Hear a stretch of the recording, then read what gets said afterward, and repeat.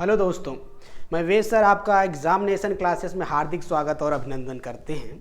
अभी तक हम लोगों ने संविधान के लास्ट क्लास में जो थोड़ा सा इंट्रोडक्शन में पढ़ा था, उसके आगे आज क्लास स्टार्ट करते हैं। क्लास स्टार्ट करने में आज हम लोग पढ़ेंगे संविधान सभा का गठन कैसे हुआ और संविधान सभा में समितियां क्या थी, ये सारी चीज़ देखेंगे। ये सारी चीज़ देखने से पहले हम आपको थोड़ा सा एनर्जेटिक बनाते हैं और एनर्जेटिक बनाने के लिए हम आपको भगवान श्री कृष्ण के उपदेशों का कुछ लाइनें हम आपको बताते हैं। जैसे कि श्री कृष्ण ने क्या कहा था, कर्म तुम्हारा कल होगा, कर्म तुम्हारा कल होगा, कर्म में अगर सच्चाई है तो कर्म कहाँ निष्फल होगा, हर संकट का हल होगा, आज नहीं तो कल होगा। लोहा जितना तपता है उतनी ही ताकत भरता है, सोने को जितनी आग लगे उतना ही प्रखर निखरता है, हीरे को जितनी धार लगे उतना ही खूब चमकता है, नदियों सा आदर पाना है तो पर्वत छोड़ निकलना होगा, हम आदम के बेटे हैं क्यों सोचे राह सरल होगा, हर संघर्ष सफल होगा, बस थोड़ा वक्त लगेगा, हर संघर्ष सफल होगा। आइए इसके बाद हम लोग क्लास शुरू करते हैं। भारतीय संविधान।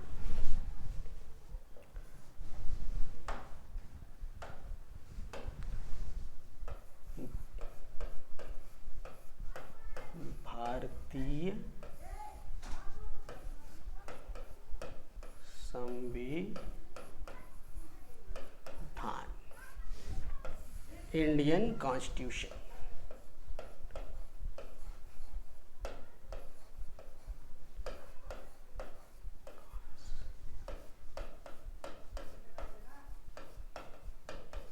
इंडियन कॉन्स्टिट्यूशन, भारतीय संविधान।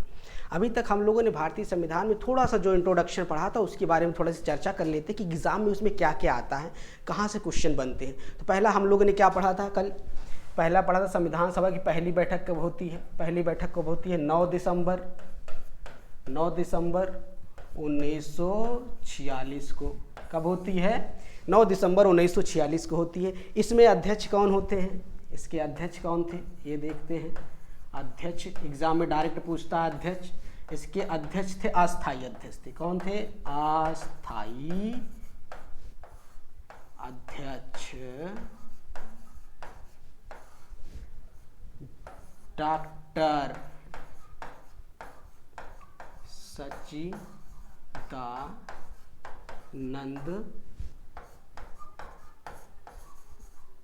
सिन्हा। इसके अस्थायी अध्यक्ष कौन होते हैं? डॉक्टर सच्चिदानंद सिन्हा। इसके बाद उपाध्यक्ष कौन होते हैं?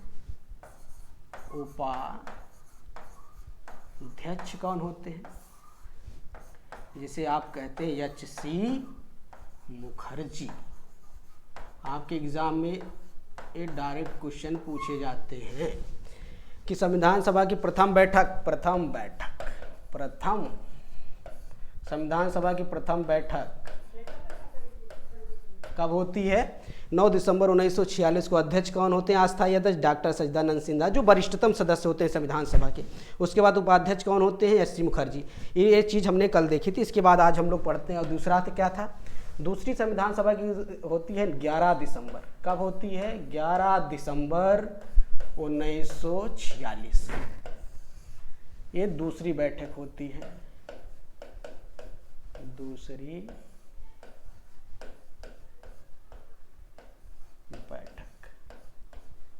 दूसरी बैठक कब होती है? 11 दिसंबर 1946 को। अब इसमें अध्यक्ष कौन होते हैं ये पूछता है। इसमें अस्थाई अध्यक्ष,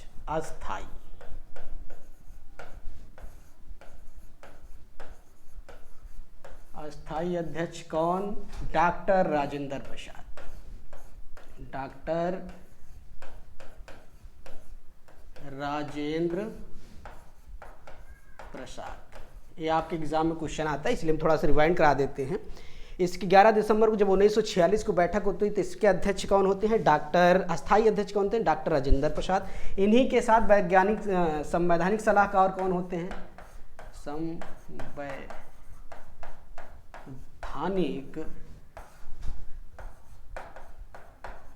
सलाहकार। संवैधानिक सलाहकार कौन होते हैं? तो ये आपके बी.एन. राव। आपसे सवाल पूछा जाता है संवैधानिक सलाहकार कौन? बी.एन. राव। BN राव का पूरा नाम क्या है? BN बेनेगल नरसिंह राव। BN राव का नाम क्या है? बेनेगल नरसिंह राव। उसके बाद आपसे फिर पूछा जाएगा संविधान सभा की तीसरी बैठक होती है, तीसरी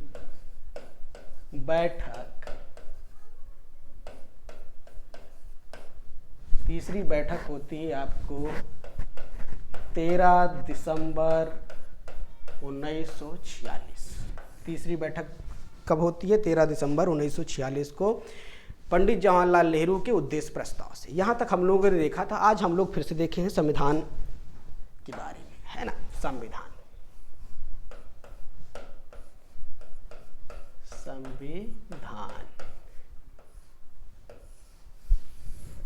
और एक सवाल और आपसे पूछ लेते हैं कि हमने कल आपको इस लास्ट क्लास में बताया था कि सबसे पहले कहाँ का संविधान बना? तो सबसे पहले अमेरिका का संविधान बना। कहाँ बना? अमेरिका। कहाँ बना? अमेरिका। अमेरिका का संविधान सबसे पहले, यहाँ वैसे लिख लो, सबसे पहले लिखित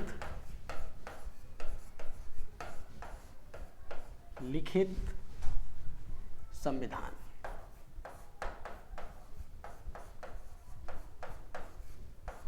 सबसे पहले लिखित और सबसे छोटा संविधान। सबसे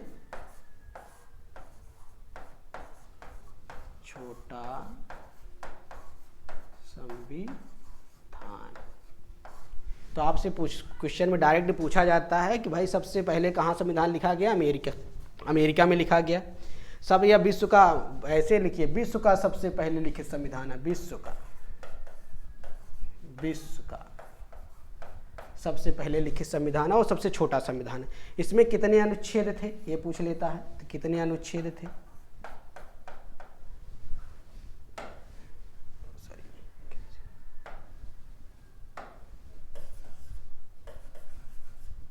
कितने अनुच्छेद थे?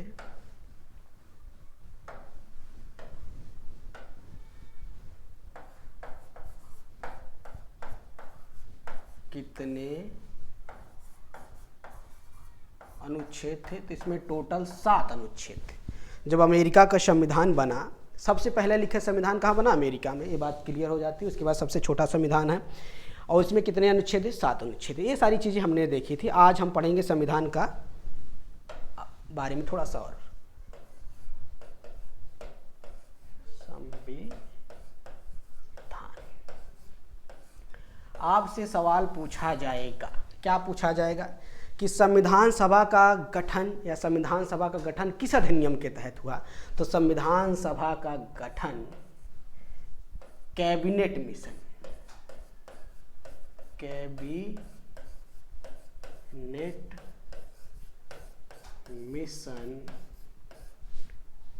1946 आया हुआ सवाल कि संविधान सभा का गठन, यहाँ लिख देते हैं संविधान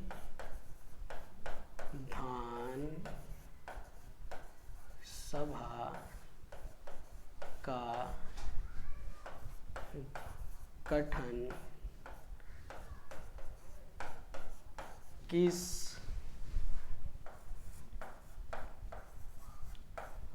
अधिनियम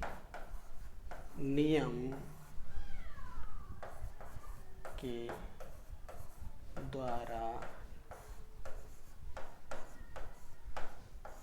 होता है? संविधान सभा का गठन कैबिनेट मिशन 1946 के तहत होता है। ठीक, अब कैबिनेट थोड़ी सी हम चर्चा कर लेते हैं। कैबिनेट मिशन क्या है ना। कैबिनेट मिशन की चर्चा कर लेते हैं। Cabinet mission, cabinet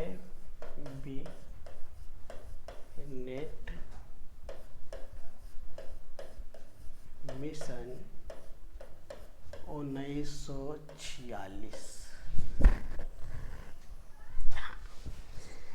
cabinet mission क्या है? कैबिनेट मिशन के बारे में बात करते हैं। देखिए, कैबिनेट मिशन जब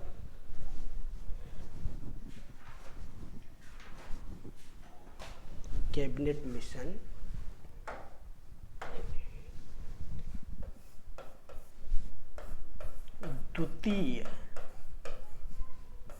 द्वितीय विश्व युद्ध के उपरांत, इसको ध्यान रखना है। कैबिनेट मिशन कब होता है? जब द्वितीय विश्व युद्ध समाप्त होता है, उसके बाद ब्रिटेन में, कहाँ पर? ब्रिटेन, थोड़ा सा समझते हैं। ब्रिटेन में चुनाव होता है जिसमें लिबरल पार्टी के प्रधानमंत्री बनते हैं। कौन बनते हैं? सर क्लीमेंट एटली। सर क्लीमेंट एटली जब प्रधानमंत्री बनते हैं, उन्होंने अनाउंस कर दिया कि भाई भारतीयों को स्वतंत्र होने का अधिकार है। क्या कर दिया उन्होंने अनाउंस कर दिया कि भारतीय संविधान को स्वतंत्र होने का अधिकार है। अब उन्होंने क्या करते हैं, 3 सदस्यीय कमेटी बना के, 3 सदस्यीय कैबिनेट की कमेटी बना के वो भारत भेज देते हैं और भारत में कहते हैं भाई यार ठीक है, हम आपको आज़ादी देते हैं, उसके बाद आप क्या करिए, अपना संविधान बनाइए। यहाँ पर उस समय मुस्लिम लीग थे और भारतीय संविधान के निर्माता थे, सदस्य थे, उन्होंने ठीक है इस बात को स्वीकार किया और इसी 3 सदस्यीय कमेटी को, अभी थोड़ा सा लिखिए इसको, ब्रिटेन के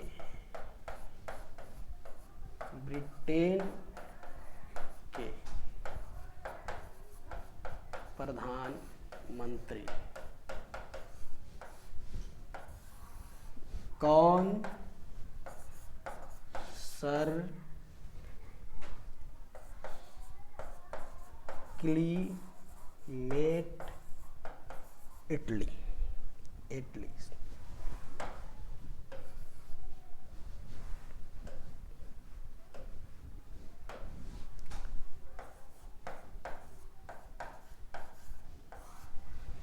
हाँ, ब्रिटेन के प्रधानमंत्री सर क्लीमेंट एटली ने कह दिया कि भाई भारतीय संविधान, भारतीयों को क्या करना है, भारतीय को स्वतंत्र होने का पूर्ण अधिकार है। इन्होंने एक कैबिनेट, 3 स्तरीय कैबिनेट बना दिया। क्या बना दिया? 3 स्तरीय क्या बना दिया? कैबिनेट मंत्री की बैठक, कैबिनेट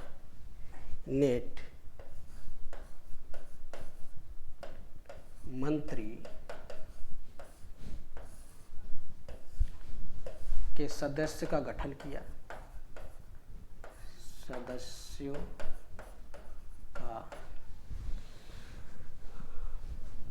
मिशन भारत भेज दिया। कहाँ भेज दिया? भारत भेज दिया। कहने का मतलब है कि जब प्रधानमंत्री वहाँ के लिबरल पार्टी के बनते हैं, कौन? सर क्लीमेंट एटली, उन्होंने क्या करते हैं भाई, कैबिनेट मिशन के 3 सदस्य भारत भेज देते हैं कि भाई जाइए भारत में कि संविधान सभा के उनको, क्योंकि उन्होंने कह दिया भारत को स्वतंत्र होना है, तो भारत के लोगों ने कहा भाई हम अपना संविधान बनाएंगे। उन्होंने आए वहाँ पर, एक कैबिनेट मंत्री यहाँ पर आते हैं। अब उसी चीज़ को क्या कहा गया? Cabinet mission. 1946 यहीं से संविधान सभा का गठन होता है। अब ये देख लेते हैं वो 3 कौन थे।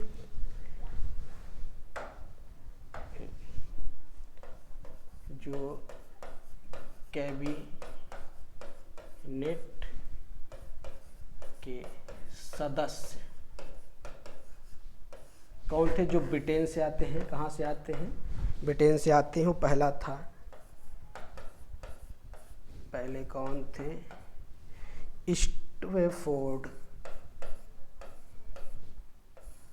Stafford Cripps.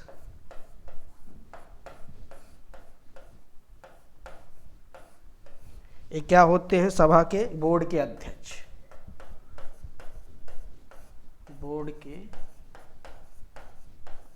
अध्यक्ष, ठीक। कैबिनेट जो सदस्य होते हैं, 3 सदस्य, तीनों का नाम, 3 सदस्य जो कहाँ से आते हैं? ब्रिटेन से। दूसरे थे लॉर्ड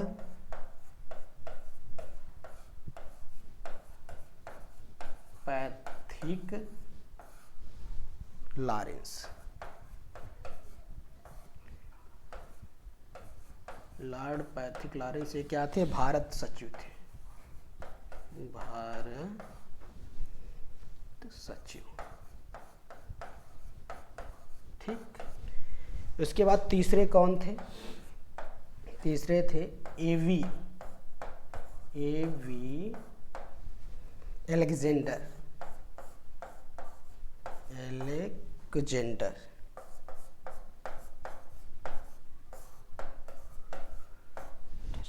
ये क्या थे? नौसेना मंत्री,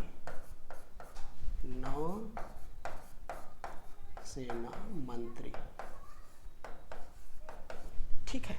हाँ, अब यही बात हमें थोड़ी सी बतानी थी, कैबिनेट मिशन क्या होता है। जब कैबिनेट मिशन वहाँ पर किसकी सरकार बनती है? लिबरल पार्टी की। कौन थे प्रधानमंत्री? सर क्लीमेंट एटली। कौन लिखिए? पीएम मतलब प्रधानमंत्री कौन थे? क्लीमेंट एटली। कहाँ के प्रधानमंत्री? ब्रिटेन के। ठीक। अब ये क्लीमेंट एटली जब ब्रिटेन के प्रधानमंत्री थे, उन्होंने क्या कह दिया भाई? इन्होंने कहा कि संविधान, भारतीयों को क्या होना है? आज़ाद होने का अधिकार है। फिर उन्होंने अनाउंस कर देते हैं, ठीक है, आज़ादी के अधिकार होने का, तो भारत में तीन सदस्य की एक कैबिनेट मंत्रियों को भेज देते हैं, जिसमें से कौन थे? स्टेफोर्ड क्रिप्स, जो क्या थे? बोर्ड के अध्यक्ष। दूसरे क्या थे? लॉर्ड पैथिक लॉरेंस, क्या थे? भारत सचिव। उसके बाद तीसरे थे क्या? एवी एलेक्जेंडर, क्या थे? नौसेना मंत्री। अब ये जब तीनों यहाँ आते हैं, यहाँ क्या करते हैं? भारत के सामने एक प्रस्ताव रखते हैं कि भाई ठीक है, आप अपनी स्वतंत्र होना है तो आप अपना संविधान बनाइए। फिर यहीं से संविधान सभा की गठन होता है, और इन्हीं को क्या कहा जाता है? Cabinet mission. इन्हीं को क्या बोलते हैं? इन्हीं को कहा जाता है, इन्हीं तीन सदस्यों को क्या कहा जाता है?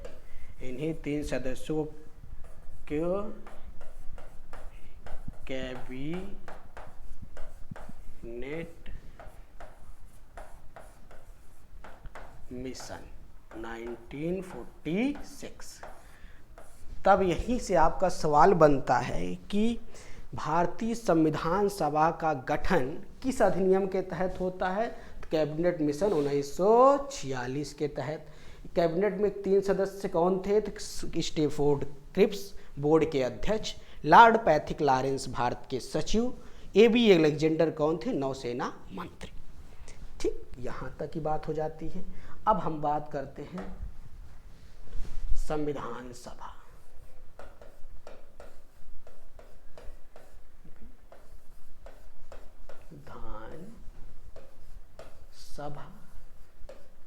संविधान सभा का गठन किस अधिनियम के तहत होता है? तो आपने जान लिया, 1946 कैबिनेट मिशन के तहत। कैबिनेट मिशन के तहत। किसके तहत? Cabinet mission. संविधान सभा के गठन हो जाता है, फिर उसके बाद भाई बात होती है, संविधान का गठन हो जाता है, फिर संविधान बनना शुरू होता है। अब हम ये देखेंगे कि संविधान सभा का जो गठन होता है उसमें सदस्य कहाँ से चुन के आते हैं और कौन कौन होते हैं, है ना। इसके जानने से पहले थोड़ा सा संविधान के बारे में और चर्चा कर लेते हैं। संविधान देखो, ऐसे पढ़ना बिल्कुल मज़ा आ जाए, कोई नहीं, सारे आपके सवाल बन जाने चाहिए एग्जाम में, इस तरह पढ़ना है ना। संविधान, अब देखिए भाई संविधान क्या है। संविधान जब बनता है तो सरकार बनाना है भाई। सरकार क्या है? तो जब सरकार बनाएंगे भाई, सरकार, भारत बहुत बड़ा देश है जिसमें 28 से ज़्यादा राज्य थे, उसकी सारी जनसंख्या, तो भाई सरकार बनती है। सरकार कहती है हम इतनी सारी जनसंख्या को चलाएंगे कैसे? तो संविधान कहता है ऐसी बात नहीं, आप सरकार चलाएंगे, हम आपको सारी शक्तियाँ प्रोवाइड कर रहे हैं। तो क्या करते हैं भाई? संविधान सभा सरकार लिखी। यहाँ सरकार क्या है? जो यहाँ की जनता के ऊपर क्या करना है? शासन। इनको कहा भाई हम आपको पावर देते हैं ना, क्या क्या पावर दे रहे हैं? देखिए पावर दे रहे हैं, है ना। पहला है विधायिका,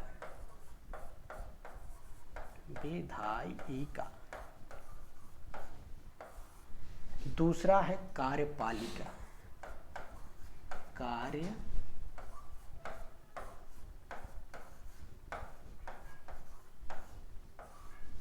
तीसरा क्या है? न्यायपालिका।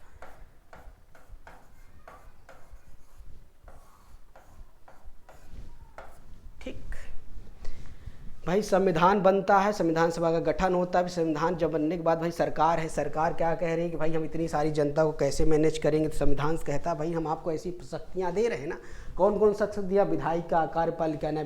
क्योंकि संविधान की आप जब डिफिनीशन पढ़ते हैं तो उसमें कहता है संविधान एक ऐसा पवित्र दस्तावेज है जो उस देश की जनता के आकांक्षाओं को क्या करती है, प्रतिबिंबित करती है, या किसी सरकार की विधायिका, कार्यपालिका, न्यायपालिका को समस्त शक्तियाँ प्रदान करती है। ठीक, किसी भी देश का संविधान है उसको वहाँ की जनता के बारे में नियम कानून बनाने का लिए अधिकार देती है।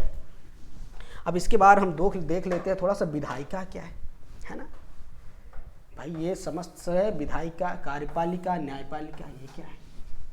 अब यहाँ से स्पष्ट हो रहा आपका कि विधायिका, नाम से ही स्पष्ट हो रहा विधायिका मतलब क्या है? विधि बनाना। क्या करना? विधि बनाना।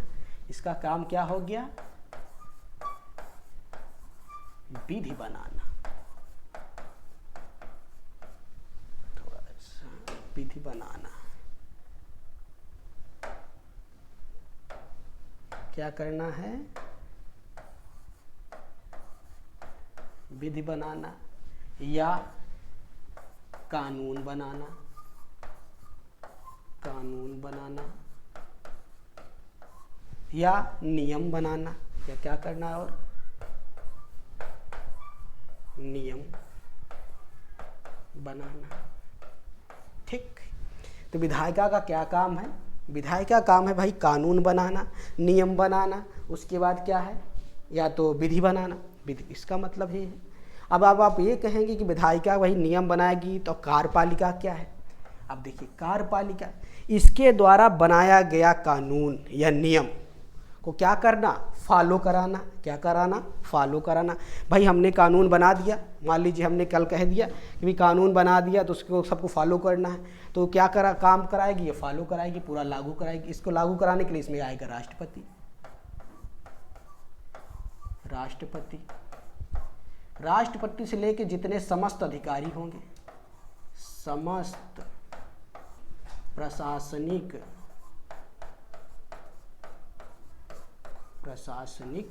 अधिकारी, जितने सारे प्रशासनिक, राष्ट्रपति से लेके जितने भी समस्त अधिकारी होंगे किसके तहत आएंगे? कार्यपालिका में। जैसे कि राष्ट्रपति, प्रधानमंत्री, राज्य में मुख्यमंत्री, राज्यपाल, फिर जितने सारे प्रशासनिक अधिकारी, सचिव, ये सब किस में आएंगे? कार्यपालिका में। उसके बाद हम देख लेते हैं न्यायपालिका।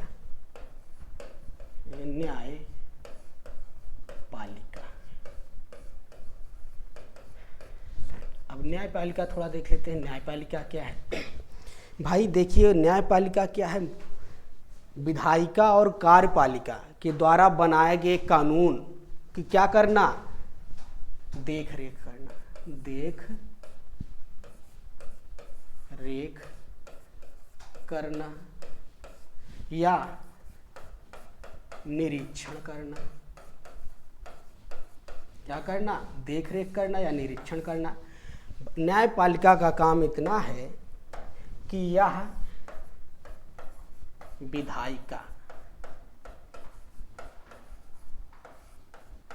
और कार्यपालिका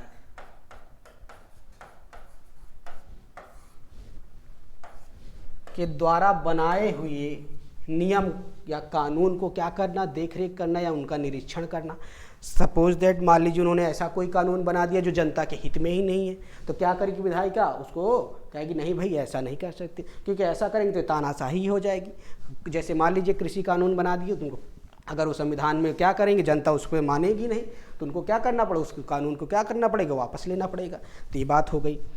तो आपको ये समझ में आ गया। इसके बाद हम थोड़ा सा और बात करते हैं।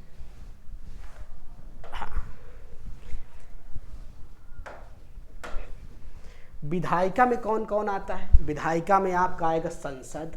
क्या आएगी? संसद प्लस 7 राज्य सभा प्लस लोकसभा। कहने का मतलब है विधायिका ही क्या है? संसद है, और संसद है क्योंकि यहाँ पर ही सारे जो विधायक हम जनता चुनती है, यहाँ पर कहाँ जाते हैं? संसद में। संसद में ही लोग क्या बनाते हैं? जनता के हित के लिए कानून बनाते हैं, और इस कानून को कार्य करने के लिए कानून को फॉलो कौन कराते हैं? ये कार्यपालिका। कार्यपालिका के दोनों का कार्य, इनका बनाया हुआ कानून कौन फॉलो करा रहा है? कार्यपालिका। अब इन दोनों कानूनों का निरीक्षण कौन कर रहा है? ये कर रही है निरीक्षण कौन कर रहा भैया? ये निरीक्षण कर रही कार्य न्यायपालिका। सपोज दैट मान लीजिए इनके द्वारा भी कोई गलत कानून बनाया गया, इनके द्वारा इन्होंने क्या कर दिया? पास कर दिया।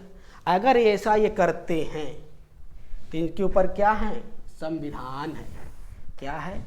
संविधान। क्योंकि संविधान क्या है? सर्वोच्च है। क्या है भैया? संविधान सर्वोच्च है। वो कहता है कि अगर इनके द्वारा ऐसा कानून जो जनता के हित में नहीं है तो हम क्या कर देंगे? उसको खारिज कर देंगे। अब किस अनुच्छेद के तहत? अनुच्छेद 13 के तहत इनके द्वारा बनाए गए विधि या कानून को क्या कर देंगे? हम निरस्त कर देंगे। ठीक, तो ये सारी चीज़ें आई होप आपको समझ में आई होगी। इसके बाद देख लेते हैं संविधान सभा के गठन या उसके सदस्य। संविधान सभा के सदस्य, संविधान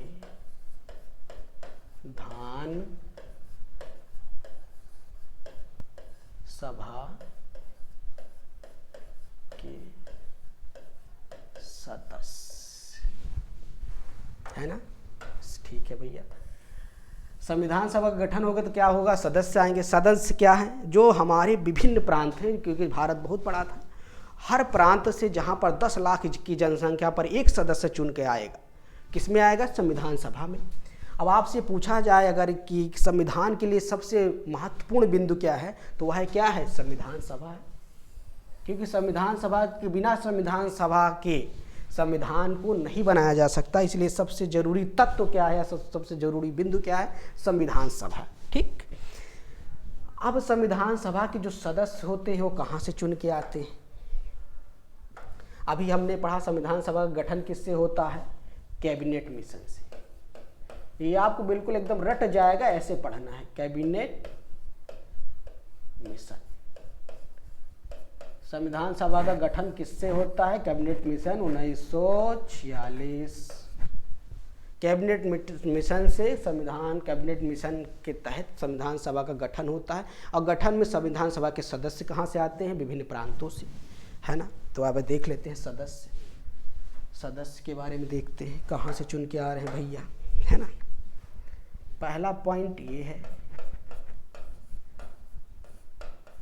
संविधान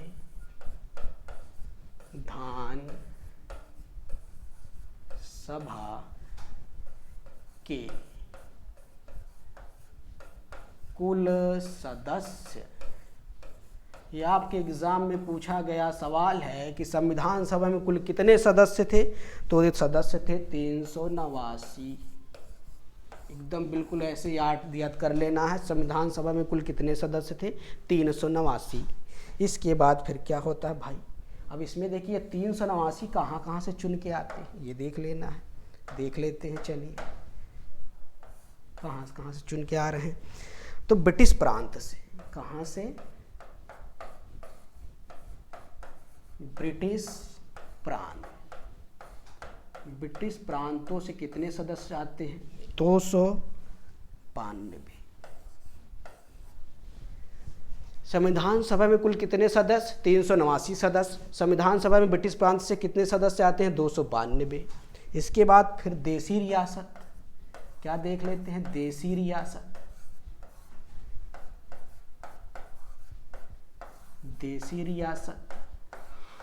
देसी रियासत से कुल कितने सदस्य? 93 देसी सदस्य आते हैं। इसके बाद भाई साहब बचती है कमिश्नरी क्षेत्र।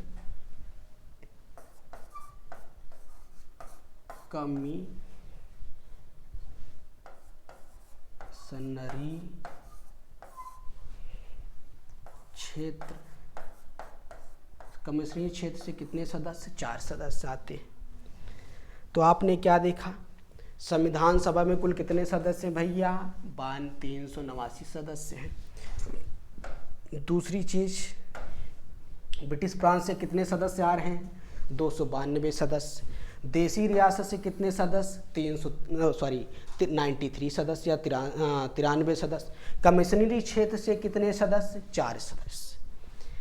अब अगर आपसे एक सवाल और किया जाए, क्या कि कुल कितनी रियासतें थी? कुल कितनी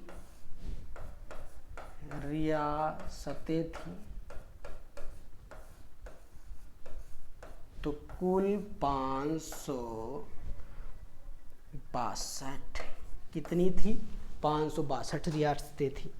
तो संविधान सभा में कुल कितने सदस्य? 389। ब्रिटिश प्रांत से कितने सदस्य चुन के आते हैं? 292। देसी रियासत से कितने? 93। कमिश्नरी क्षेत्र से कितने? 4। इसी चीज़ में और थोड़ा एक चीज़ देते हैं। कमिश्नर जो ब्रिटिश ये देसी रियासतें थी, इसमें सबसे मुख्य रियासतें कौन थी?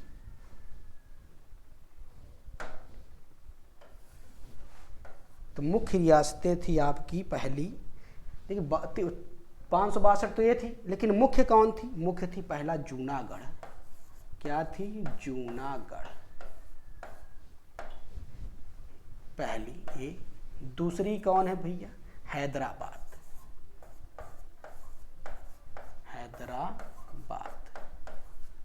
तीसरी रियासत कौन थी सबसे बड़ी? जम्मू कश्मीर।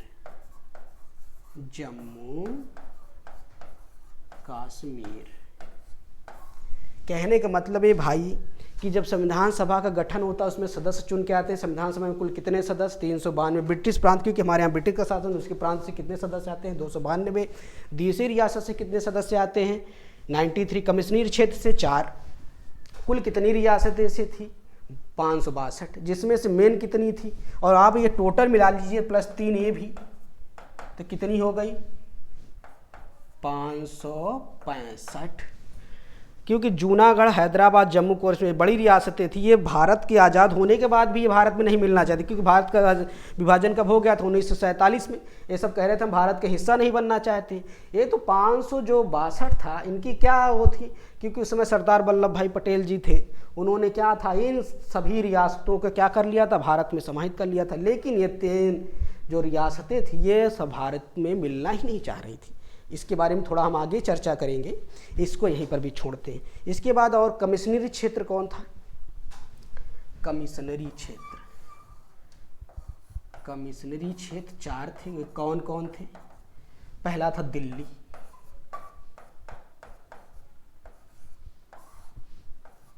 दिल्ली, दूसरा क्या था? अजमेर या अजमेर। इसके साथ और क्या रहेगा? मारवाड़।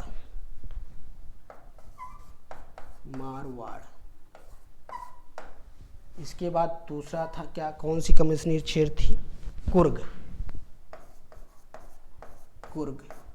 ये कहाँ है? कर्नाटक में। इसके साथ चौथी क्या थी भाई? ब्रिटिश बलूचिस्तान।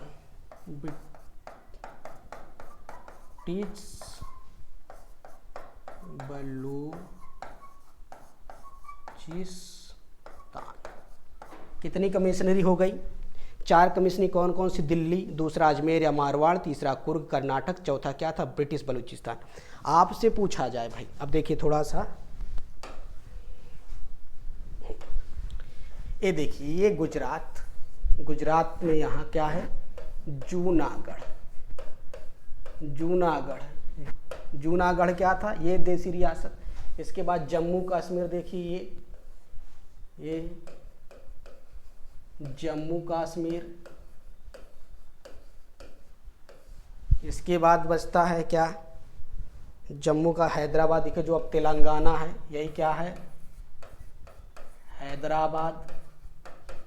ये क्या थी? बड़ी रियासतें थी। जब 1947 में पाकिस्तान का विभाजन होता था, एक देश क्या, एक सब क्या कहते हैं भैया कि हम जाएंगे कहाँ? पाकिस्तान में।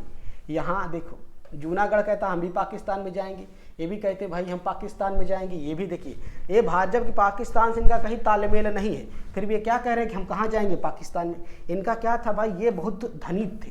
क्या थे? धनी। यहाँ पर जो मुसलमान थे, ये जितने थे, ये क्या थे? बहुत धनी थे। यहाँ की देखो जूनागढ़ क्या था, जूनागढ़ में शासक जो था, शासक मुस्लिम था, मुस्लिम था, लेकिन जनता क्या थी, हिंदू थी। यहाँ पर जस्ट उल्टा था। तो ये सब क्या हो रहे थे, ये बड़ी बड़ी रियासतें थी, ये जम्मू कश्मीर और ये हैदराबाद, दूसरा जूनागढ़ या गुजरात। तो ये भारत के आज़ाद होने के बाद भी ये पाकिस्तान में जाना चाहते हैं, क्योंकि पाकिस्तान में कह रहे पाकिस्तान में जाएंगे जब 1947 भारत का आज़ादी होती है। तो इसमें क्या होता है, इसके बारे में थोड़ी सी हम बाद में चर्चा करेंगे। अभी हम थोड़ा सा देख रहे हैं संविधान के बारे में, ठीक ना। एक और आपको बताने वाले थे क्या,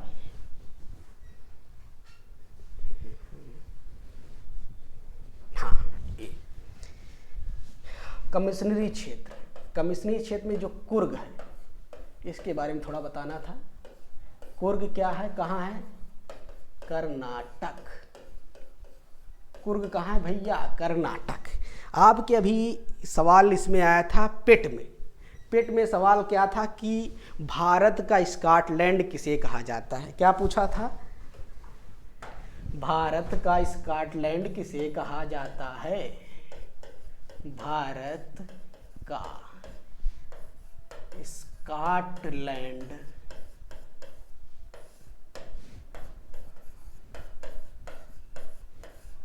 किसे कहा जाता है। हाँ, अभी आपके पेट में सवाल आया हुआ था कि भारत का स्कॉटलैंड किसे कहा जाता है, तो कुर्ग को कहा जाता है। कर्नाटक ये बहुत बड़ा हिल स्टेशन है भाई, एकदम मस्त घूमने की जगह, कभी कभी जाइए घूमने के लिए, है ना। क्या है, हिल स्टेशन है, एकदम मस्त जगह है। आराम से बाबू सोना को लेके जाइए, घूमने टहलिए, एकदम मजे करिए, एकदम बढ़िया देखने की जगह है। कुर्ग कर्नाटक, इसको भारत का क्या कहते हैं, स्कॉटलैंड। ये भी क्या था, कमिश्नरी क्षेत्र था। क्या था, कमिश्नरी क्षेत्र था, है ना। तो क्या था, कमिश्नरी क्षेत्र था। एक कुर्ग है, कुर्ग कर्नाटक का एक क्या है, हिल स्टेशन है, जिसे भारत का क्या कहा जाता है। ये आपके पीटी 2021 या 22 में पूछा गया सवाल है। भारत का स्कॉटलैंड किसे कहा जाता है, कुर्ग कर्नाटक को। ये अब क्या था, ये कमिश्नरी क्षेत्र। कमिश्नरी क्षेत्र और कौन कौन से थे ये भी देख लीजिए। कमिश्नरी क्षेत्र आपका है, कमिश्नरी क्षेत्र, और एक था दिल्ली यहाँ है, देखिए दिल्ली कमिश्नरी क्षेत्र था।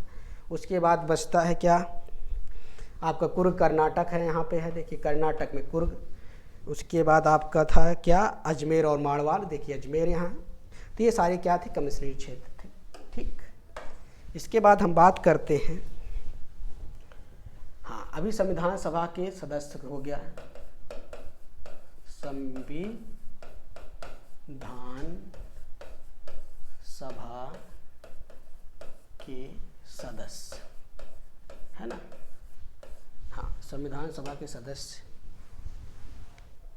हाँ, ये देखिए संविधान सभा के सदस्य क्या हो गया, 389 हो गए, और 292, 93, 4 कमिश्नरी। ये चार आप लोग ने समझ लिया। इसमें हमको बता दिया कुर्ग क्या है, कर्नाटक का है, एक हिल स्टेशन है, जो अभी इसमें सवाल आया था, है ना। इसके बाद देखते हैं कि भाई चुनाव होता है, क्या होता है, चुनाव। अब ये संविधान सभा के जो सदस्य थे, संविधान सभा के सदस्य कुल कितने भाई, 389, ठीक। अब इनका क्या होता है, कैसे चुन के आते हैं, चुनाव द्वारा चुनाव होता है, चुनाव से चुन के आते हैं। अब चुनने के लिए, अब इसमें और थोड़ा देख लीजिए, इसमें महिला सदस्य कितनी थी,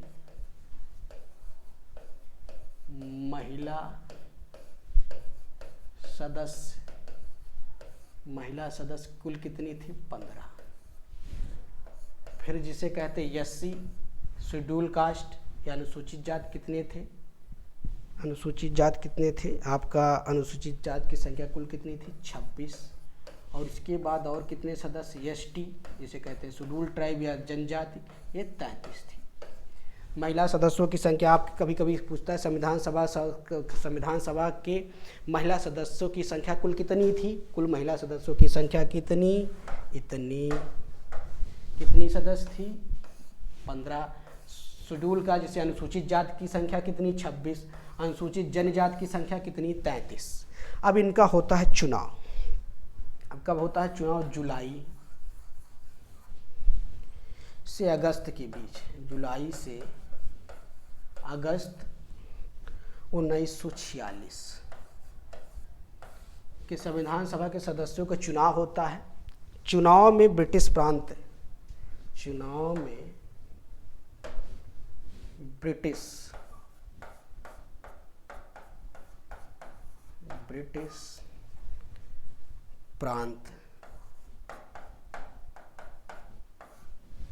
के 92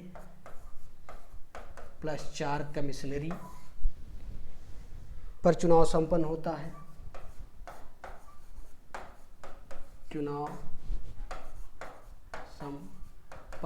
है। ठीक। अब इसमें कांग्रेस प्रत्याशी, कौन? कांग्रेस प्रत्याशी, क्योंकि उसमें कांग्रेस थी।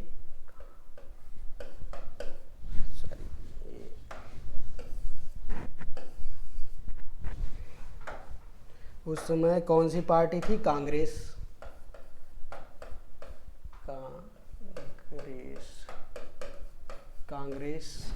अपने कितने सदस्यों को चुनाव में उतारती है?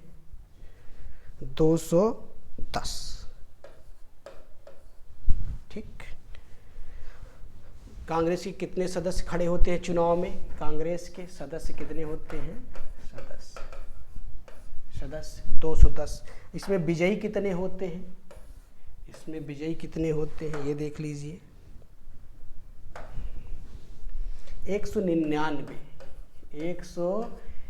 कांग्रेस क्या करती है? संविधान सभा के गठन के लिए अपने प्रतिनिधि को खड़ा करती है, जिसमें से 210 सदस्यों को खड़ा करती है, जिसमें से 199 सदस्य क्या होते हैं? विजयी हो जाते हैं। प्लस 9 सदस्य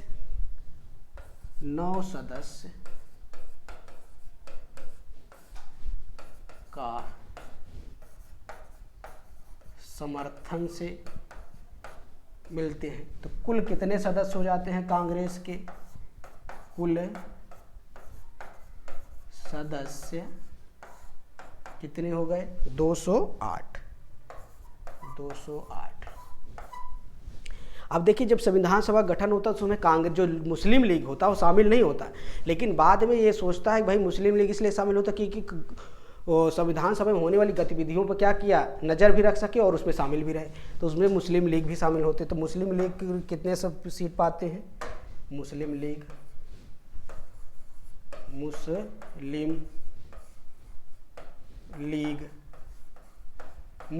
के 73 सदस्य विजयी होते हैं। उसके बाद और क्या, जिसे कहते हैं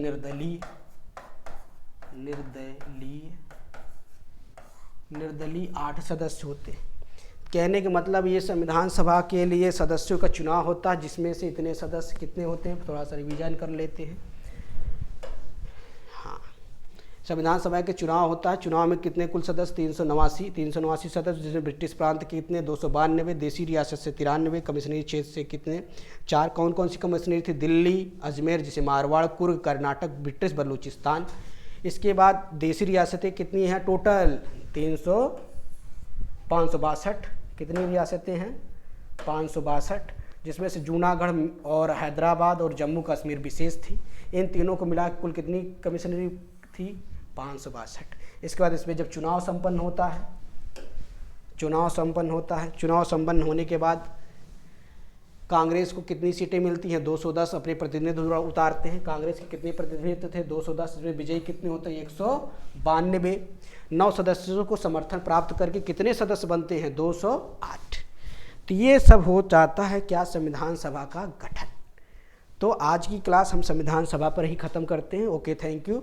अगर आपको वीडियो पसंद आता है, अगर आपको वीडियो में मज़ा आता है, तो आप वीडियो को लाइक करें, शेयर करें और सब्सक्राइब करें। Thank you.